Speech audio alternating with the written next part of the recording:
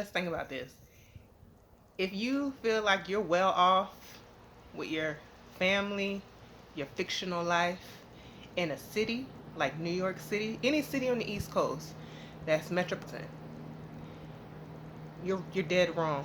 Because if y'all's family or if your fictional story was a success story as far as your matriarch doing it right, y'all would not be, the family would not be all in a metropolitan city. Y'all would be back on your homeland. Y'all will have space. The only families are fictional groups that are in the metropolitan cities with some kind of leverage are the Jews. Duh. That's why they run the legal system. They have a religion called Kabbalah that studies everything that my spirituality and my heritage entails. What I break down and teach is my life. So if I wasn't teaching it, I'll be living it. And the people that will be attracted to the patterns and the customs of mine seek me. I'm saying this like if social media wasn't an outlet. If I was, just teaching in my community, in my village, just, like church style, like I had a center, a spiritual center, and I just lived my life according to my customs, the people that would be attracted, because of course a church or a spiritual center is open door, welcomes all.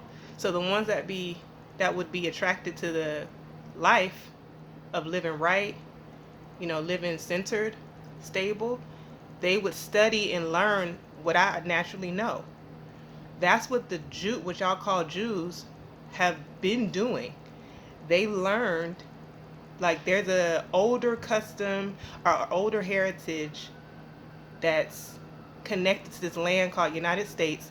We need to learn that if we're going to survive. So then, from them studying so meticulously and around like there is no clock. They have a different calendar for a reason. So their whole life is dedicated to studying and living according to patterns that will benefit them in their generations. That's why they run the legal system, they run the entertainment industry, they run the music industry ish, but they don't really run it.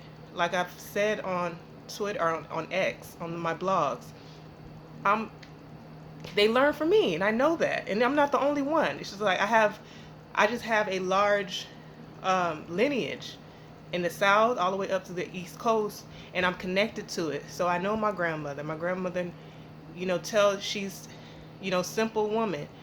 She's a Jehovah Witness, but she's mainly country from the South.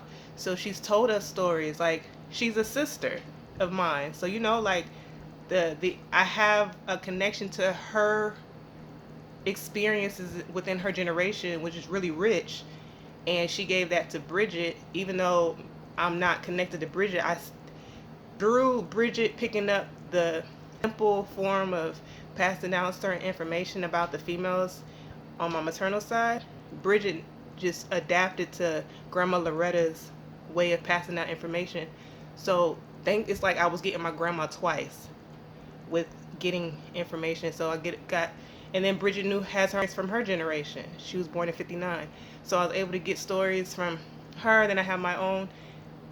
So I'm connected to, like, how my grandma Loretta's cousin that lives in McLeany, Florida, would make moonshine. She was the only, at least documented, the only black woman to make moonshine when it was prohibition or when it was like nobody could drink alcohol. So that family, well, that particular side cousins of my grandma's, my grandma's first cousins.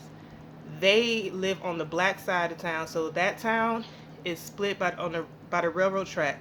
So the black side is where my grandma's cousin, that one cousin who was making she was making moonshine, yeah, um, on her own. Like, she just knew how to make it and was selling it for 10 cents. And when nobody could buy liquor, so she was making a lot of money. But on the other side of the railroad tracks where the whites stayed. So I had another cousin on that same town. This is my grandma's cousin, so this is my second cousin, or my third cousin. Um, she was the sheriff, so it was a sundown town. Like I said, it was all black and it was split by the railroad tracks. So at night we didn't have the way the city has like police, sheriffs, and all that. We were our own protective force. So my cousin, Queen Esther, would come out with brass knuckles at sundown and make sure, our blacks, our family was not outside.